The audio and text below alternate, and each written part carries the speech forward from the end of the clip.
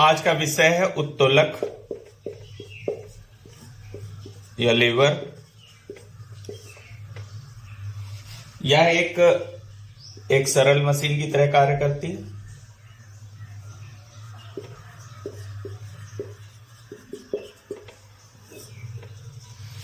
उत्तोलक के संबंध में अगर देखा जाए तो यह एक सीधी या टेढ़ी छड़ जो किसी निश्चित बिंदु के चारों ओर स्वतंत्रता पूर्वक घूम सकती है। जैसे ये हम एक दरवाजा बना लेते हैं।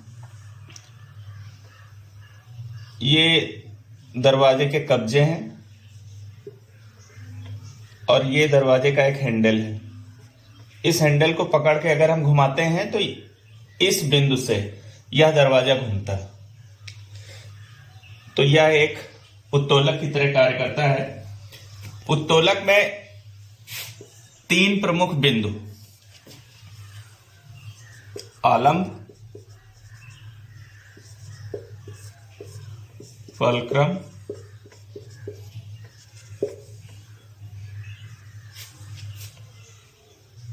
आयास,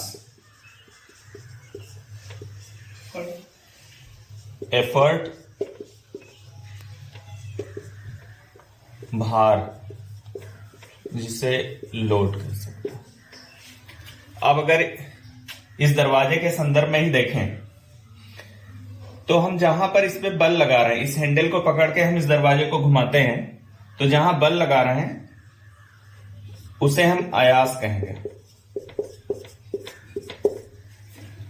तो जहां पर बल लगाया जाए उस बिंदु को, ये जो उत्तोलक के 3 प्रमुख बिंदु हैं, इसमें जिस बिंदु पर बल लगाया जा रहा है उसे आयास कहेंगे और जिस बिंदु से यह स्वतंत्रता पूर्वक घूम रहा है उसे आलंब कहेंगे। तो ये आलंब हो गया, इसे हम आलंब कहेंगे। और जो कार्य संपादित हो रहा है, ये दरवाजा पूरा खुल रहा है, ये भार हो गया।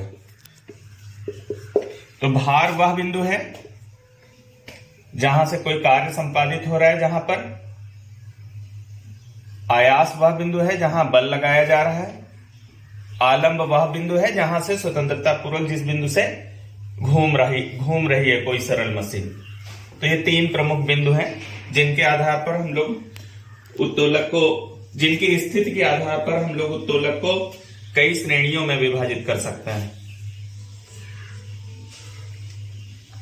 इसकी 3 श्रेणियां हो सकती हैं या टाइप कह लें इसके।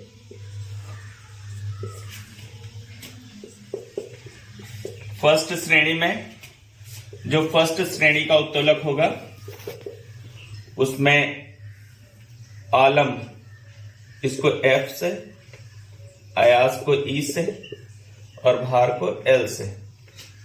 तो फर्स्ट श्रेणी के उत्तोलक में F मध्य में होगा, आयास और भार के ये मध्य में होगा। इसका एक एग्जांपल देख सकते हैं, जैसे कैंची।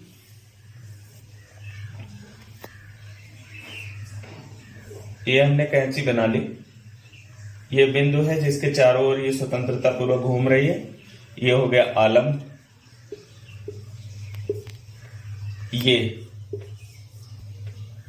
जहां पर हम बल लगाएंगे ये आयास हो गया और यहां से कार्य संपादित होगा, कपड़ा कटेगा या कागज कटेगा, तो ये हो गया भार। तो आप देख रहे हैं आलंब, आयास और भार के मध्य में। सेकेंड श्रेणी में फर्स्ट श्रेणी के कुछ अन्य एग्जाम्पल भी है, जैसे कैंची हो गया, प्लास हो गया, साइकिल ब्रेक हो गया, तराजू हो गया आदि। अब सेकेंड श्रेणी में देख लेते हैं। तो सेकेंड श्रेणी में भार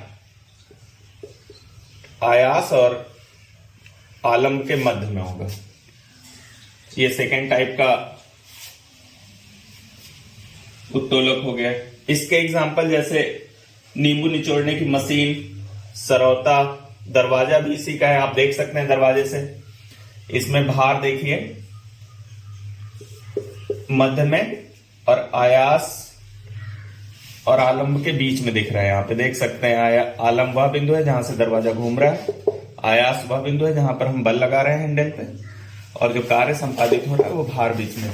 इसका एक एग्जांपल जैसे नींबू निचोड़ने की मशीन, इस तरीके से हमने नींबू निचोड़ने की मशीन बनाई है, हैंडल है, यहां पर कब्जे लगे हुए हैं, यहां से ये इसको हम ऊपर नीचे घुमा सकते हैं। तो बल यहां लगा रहे हैं, एफर्ट, और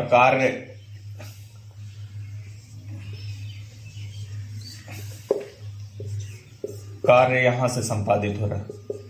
यहां से नींबू को हम प्रेस कर रहे हैं, तो प्रेस यहां कर रहे हैं, नींबू दब यहां पे रहा तो कार्य यहां पे हो रहा है, तो ये भार यहां पर हो गया। इस बिंदु से चारों ओर ये घूम रहा है, ये आयास हो गया। तो आप देख सकते हैं आयास, और ये आलम्ब है, जिस बिंदु से चारों ओर घूम रहा है इसे आलम्ब कहेंगे।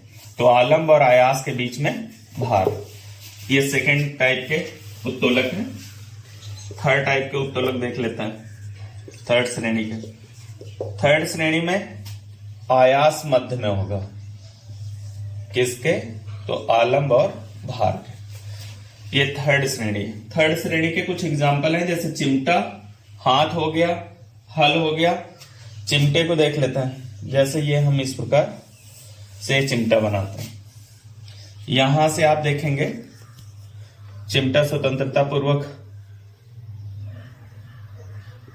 इस बिंदु से घूमेगा, यहां पर हम बल लगाएंगे, आयास यहां हो जाएगा, आलम्ब यहां हो जाएगा जहां से घूम रहा है, और किसी चीज को पकड़ेंगे हम यहां से तो भार यहां होगा, काम यहां होगा। तो आप देख सकते हैं कि तीसरी श्रेणी में आयास बीच में है, दूसरी श्रेणी में आपने यहां पे देखा था भार बीच में है, और प्रथम श्रेणी में आपने देखा आलम्ब बीच में। ये इसके कुछ एग्जाम्पल है जिनसे हम लोग इसे समझ सकते हैं।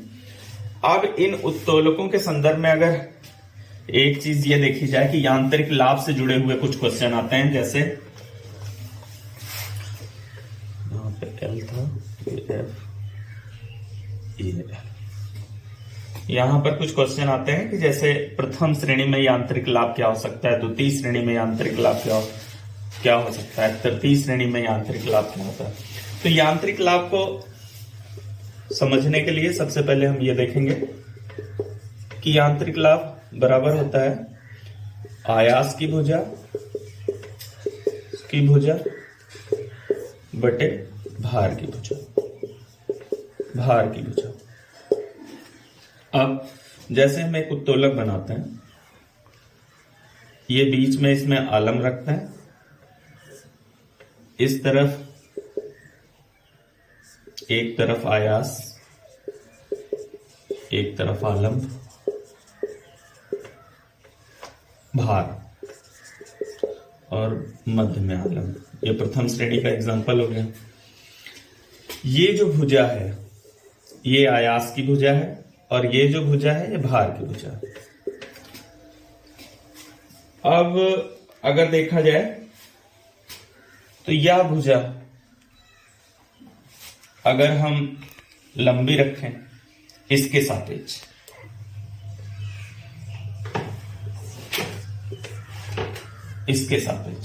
इसको हमने बढ़ा दिया तो इसकी लंबाई और इसकी लंबाई में अंतर हो गया। आयास की भुजा अगर हम इसको 6 माने, इसको 4, तो 6/4 ये 1 से अधिक होगा, इसकी वैल्यू 1 से अधिक होगी। तो यांत्रिक लाभ 3 स्थितियों में प्रदर्शित हो सकता है कि जैसे 1 होगा, या 1 से अधिक होगा, या 1 से कम होगा। तो अगर आयास की भुजा बड़ी होगी भार की भुजा से तो यांत्रिक लाभ 1 से अधिक निकलेगा, और अगर आयास की भुजा भार की भुजा के बराबर होगी तो यांत्रिक लाभ 1 निकलेगा, और अगर आयास की भुजा भार की भुजा से छोटी होगी तो यांत्रिक लाभ 1 से कम निकलेगा। तो पहली श्रेणी के जो उत्तोलक हैं उसमें यांत्रिक लाभ 1 भी हो सकता है, 1 से अधिक भी हो सकता है, और 1 से कम भी हो सकता है। अगर हम यहां पे जो कार्य संपादन है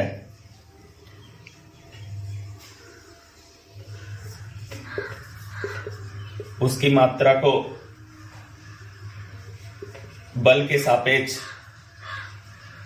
बढ़ाना चाहते हैं तो हमें इस तरीके के उत्तोलक को उपयोग में लाना होगा जिसमें आयास की भुजा भार की भुजा से लंबी हो। और यदि दोनों बराबर होंगे तो लगाए गए बल या किए गए प्रयास के बराबर ही यांत्रिक लाभ प्राप्त होगा, तब 1 प्राप्त होगा। और अगर आयास की भुजा अधिक होगी तो 1 से अधिक प्राप्त होगा, और अगर आयास की भुजा कम होगी भार की भुजा से तो 1 से कम। इस तरीके से हम इसको निकाल सकते हैं। अगर हम इसको बड़ा कर दें 4/6 कर दें तो ये वैल्यू जो है 1 से कम आएगी, और अगर 6 तो 1। तो प्रथम श्रेणी में जो यांत्रिक लाभ निकलेगा वो 1 भी हो सकता है, 1 से अधिक भी हो सकता है, 1 से कम भी हो सकता है। अब हम दूसरी श्रेणी में आते हैं, यांत्रिक लाभ के बारे में देखते हैं। दूसरी श्रेणी में यांत्रिक लाभ, दूसरी श्रेणी का हम कोई एक उत्तोलक ले लेते हैं। जैसे हमने ये नींबू निचोड़ने की मशीन ही बनाई।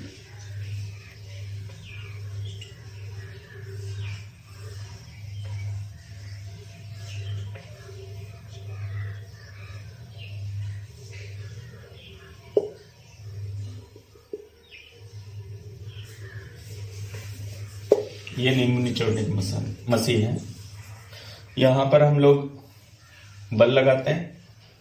ये आपका ई हो गया, यहां से कब्जा लगा होगा, यहां से ये स्वतंत्रता पूर्वक घूम रही होगी, ये आलम्ब हो गया, यहां पर कार्य संपादित हो रहा है, ये एल हो गया। अब आप देखेंगे, हम यहां से देखेंगे जहां से ये घूम रही, यहां से हमेशा आयास भुजा जो है आपको भार की भुजा से लंबी दिखाई देगी।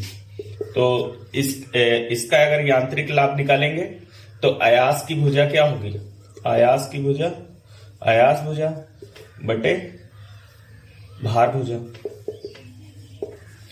ये 6 है और ये 2 ही है, तो ये 6/2। इसकी वैल्यू हमेशा, जितने भी इस श्रेणी के उत्तोलक होंगे इसकी वैल्यू हमेशा 1 से अधिक आएगी। अब तृतीय श्रेणी का उत्तोलक देख लेते हैं, जिसमें यांत्रिक लाभ के बारे में समझ लेते हैं। ये जो तृतीय श्रेणी का उत्तोलक है, इसका कोई एग्जांपल एक लेते हैं। जैसे चिमटा है, ये हमने चिमटा बनाया, यहां पे हम आलम रखेंगे, यहां पे हम बल लगाएंगे, ये आयास हो गया, और यहां पर कार्य संपादित होगा, ये भार हो गया। ठीक, इसके यांत्रिक लाभ को अगर हम देखें तो यांत्रिक लाभ बराबर आयास की भुजा, आयास की भुजा बटे भार की भुजा। भार यहां पर ये होगी भार भुजा, और आयास भुजा क्या होगी, ये होगी। तो यहां आप देख रहे हैं हमेशा भार भुजा की लंबाई ज्यादा होगी, आयास भुजा की लंबाई कम होगी। तो इसको जब हम सॉल्व करेंगे तो ये हमेशा जो जब आप देखते हैं हर बड़ा होता है अंश छोटा होता है, तो इसकी वैल्यू 1 से कम आती है, 1 से कम। तो आप देख सकते हैं कि तीसरी श्रेणी के उत्तोलक में यांत्रिक लाभ हमेशा 1 से कम होगा, 1 से कम होगा। द्वितीय श्रेणी में हमेशा 1 से अधिक होगा, और तृतीय श्रेणी, प्रथम श्रेणी में 1 भी हो सकता है, 1 से अधिक भी हो सकता है, 1 से कम भी हो सकता है। ये इसका यांत्रिक लाभ है। अब हम एक देख सकते हैं कि उत्तोलक का एक सिद्धांत है। उत्तोलक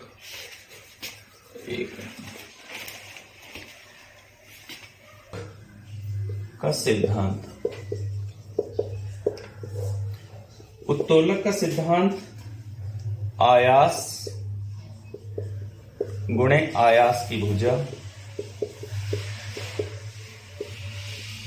भुजा बराबर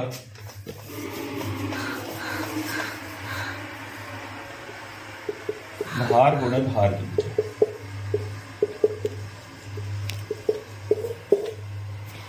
उत्तोलक का सिद्धांत क्या है? तो उत्तोलक का सिद्धांत ये कहता है आयास और आयास की भुजा भार और भार की भुजा के बराबर होती है। ज्यादातर परीक्षाओं में इतने के संदर्भ में ही क्वेश्चन पूछे जाते हैं।